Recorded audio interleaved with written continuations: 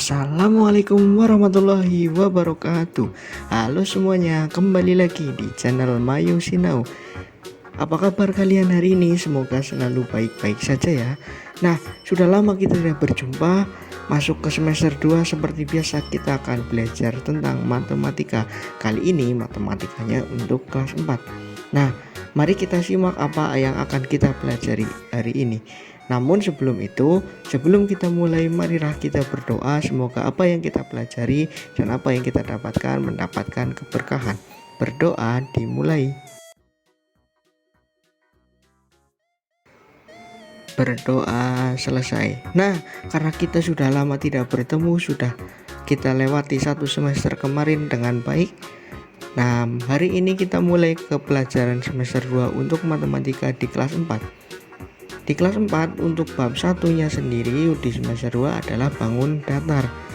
Bangun datar itu nanti kita akan mempelajari tentang dua hal itu ada namanya segi banyak, yang kedua ada persegi panjang dan segitiga. Di situ nanti kita mempelajari apa?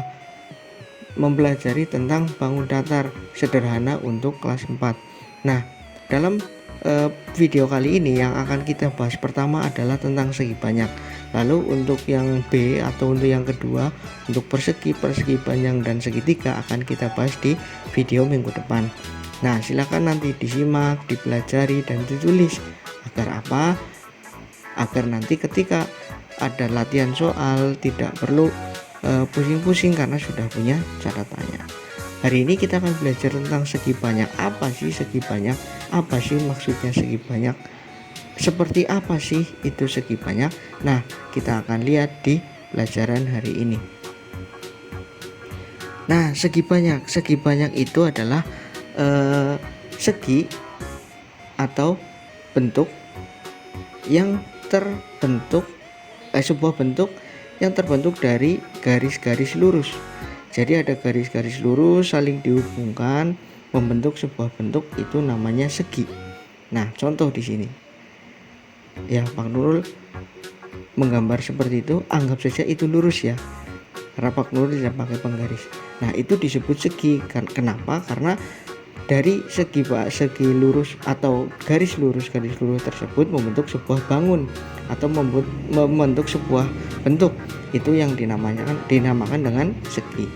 Ya, ingat, jadi segi itu terdiri dari garis lurus yang saling berhubungan membentuk sebuah bangun. Nah, kalau yang ketiga ini gimana? Apakah ini sebuah segi? Ini bukan sebuah segi. Kenapa? Karena ada satu garisnya itu bukan garis lurus atau bukan garis yang rata seperti itu. Garisnya akan melengkung. Nah, garis melengkung itu bukan disebut dengan segi, tapi itu sebuah kurva. Maka yang ketiga itu bukan sebuah segi. Ya. Nah, berikutnya yang pertama yang kita pelajari adalah segi banyak peraturan. Kalau peraturan itu ingat, yang namanya peraturan berarti ada aturannya. Aturannya adalah dalam segi banyak peraturan, panjang garisnya di masing-masing sisi itu harus sama. Nah, di sini yang pertama, yang A, itu ada sebuah bangun dinamakan segitiga peraturan. Kenapa segitiga peraturan? Kenapa disebut segitiga? Karena ada 3 garis yang terhubung. Ya, bisa dihitung ya. Ada 1, 2, dan 3. Itu maka disebut dengan segitiga. Lalu ketiga garis tersebut ternyata ukurannya sama. Dilihat dari mana ukurannya sama, kita bisa lihat itu ada tanda seperti sama dengan ya. Ada tanda seperti sama dengan, itu membuktikan bahwasanya sama dengan ini itu ukurannya sama. Ingat ya, kalau ada tanda seperti itu namanya berarti ukuran dari 3 itu sama. Ya, makanya ini disebut dengan segitiga peraturan. Kenapa? Karena panjang sisinya sama besar atau sama panjang. Nah, yang kedua, ini kira-kira segi apa ini? Ayo, kita tebak-tebakan. Ya, betul, ini adalah namanya segi 4. Segi 4 dari mana coba? Ayo. Segi 4 ini kenapa disebut segi 4? Karena terdiri dari 4 garis ya, 1, 2, 3, dan 4. Makanya ini disebut dengan segi 4. Kenapa segi? Karena garisnya garis lurus, bukan kurva atau bukan garis lengkung. Nah, kenapa peraturan? Kita lihat tandanya, ada tanda sama dengan di situ di 4 sisinya. Maka membuktikan bahwa garis-garis yang ada di segi 4 ini panjangnya sama. Ada lagi ini yang ketiga. Ini namanya segi apa coba? Ya, betul. Segi ini disebut dengan segi 5. Kenapa segi 5? Karena apa? Karena ada 5 garis yang terhubung membentuk sebuah bangun. Di situ ada 5 ya, 1, 2, 3, 4 dan 5, maka disebut dengan segi 5. Lalu kenapa beraturan? Ingat lagi, kalau ada tanda seperti ini sama dengan membuktikan bahwasanya panjang garisnya sama panjangnya di masing sisinya. Oke, selanjutnya ada yang namanya segi banyak tidak beraturan. Kalau tadi segi banyak beraturan, segi banyak yang kedua adalah segi banyak tidak beraturan. Karena segi banyak tidak beraturan berarti apa? Tidak punya aturan, bebas saja. Garisnya tidak harus sama, panjangnya tidak harus sama. Tetapi ingat, karena segi harus berdasarkan garis lurus. Yang pertama ini kita sebut apa? Apakah segi banyak peraturan? Bukan, ini bukan segi banyak peraturan. Kita lihat di sisi yang tegak, di sisi yang berdiri dengan sisi yang mendatar, ukurannya beda. Panjang yang mana? Panjang yang mendatar. Berarti ini saja sudah tidak bisa untuk membuktikan bahwa ini peraturan. Karena apa? Panjang dari masing-masing sisinya berbeda. Namanya itu apa yang A? Segi 4 ya, karena ada 4 sisi. Lalu yang B, ini namanya apa? Segi 3. Kita lihat saja. Kita lihat dengan mata telanjang saja, tidak ada keterangannya. Ini kira-kira sama enggak ukurannya? Tidak sama. Maka yang B juga disebut dengan segitiga tidak beraturan. Nah, lanjut lagi. Kita masuk ke yang C. Nah, kira-kira ini segi berapa? Apa segi 3? Apa segi 4? Ayo, ini segi apa? Ini adalah segi 6. Kita hitung ada 1, 2, 3, 4, 5, 6. 6 garis lurus membentuk sebuah bangun. Ya, karena ada 6 disebut dengan segi 6. Beraturan atau tidak?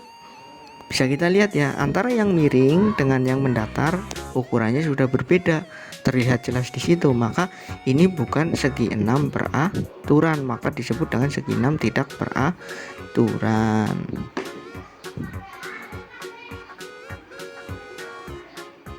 Ya, jangan lupa dicatat biar nanti kita belajarnya lebih enak lagi. Baik, kita ke contoh soal.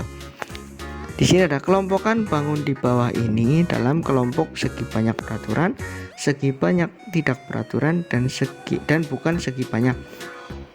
Nah, ada 6 bangun datar ya di situ. Bisa kita lihat, nanti kita kelompokkan. A itu masuknya mana, B itu masuknya mana, C masuknya mana, D masuknya mana, E masuknya mana, dan F masuknya mana. Nah, nanti cara pengerjaannya selanjutnya kita lihat di sini.